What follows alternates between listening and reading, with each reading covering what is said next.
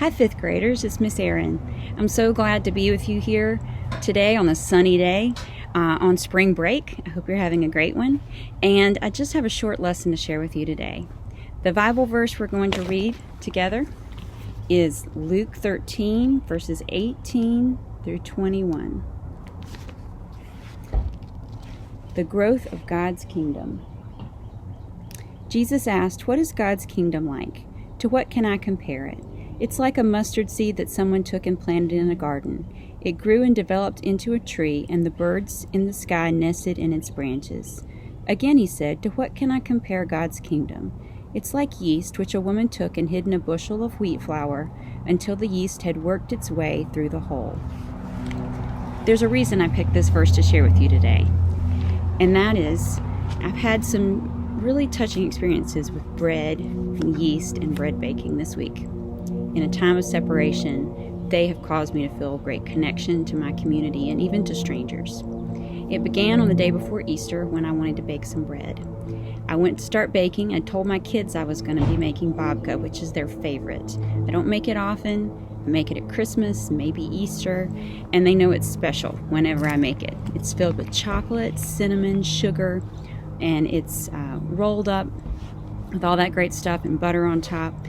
So it fills the house with these wonderful smells, and it feels like a special holiday when we have it.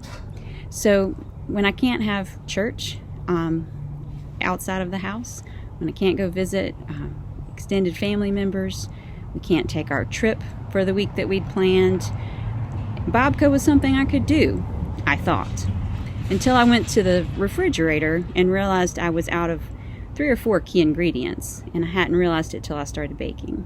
I could substitute several things, but what I couldn't do without was yeast. I was out of yeast, and I felt like I'd heard somewhere that yeast was hard to find in the grocery store. But I tried anyway. I put on a mask and I went out just to find yeast, which is not something I take lightly these days, but I went to the grocery store just for one item. No luck. No yeast anywhere. So I texted my neighbors and said, "Does anyone have some yeast I can borrow?" And my neighbor across the street said yes. She loaned me enough yeast to not only bake the bread I needed, but a little bit extra in case I wanted to bake again later, which was wonderful and very touching to me that she would help me out. So that was my first encounter with yeast being shared, a gift so that I could do something important to me, make bread for my family. And it was special. The house was filled with wonderful smells. Easter felt like a celebration, and we had a wonderful Easter morning. The second time yeast was a special connection to someone came the very next morning when I tried to order it through Shipt. Someone shopped for me at the grocery store. I put it on my shopping list just in the hopes that it would be there maybe when they restocked after Easter. And someone I'd never met starts texting me that he's shopping for my groceries, and he said, "I haven't seen yeast in the store in a month, but I'll try to find it for you." And he said, "What do you like to bake?" I baked focaccia yesterday, but we connected. We talked through text while he bought food for my family. As he left the groceries, he sent me a text saying, "I didn't find any yeast in the store, so I went by my house before dropping off your groceries, and I got you some of mine. It's in the bag with your groceries." How incredible is that? In a time when we're doing without certain things because they're unavailable, he went to his own stash and for free gave me something he knew I needed or wanted so I could bake bread. I was so touched by that.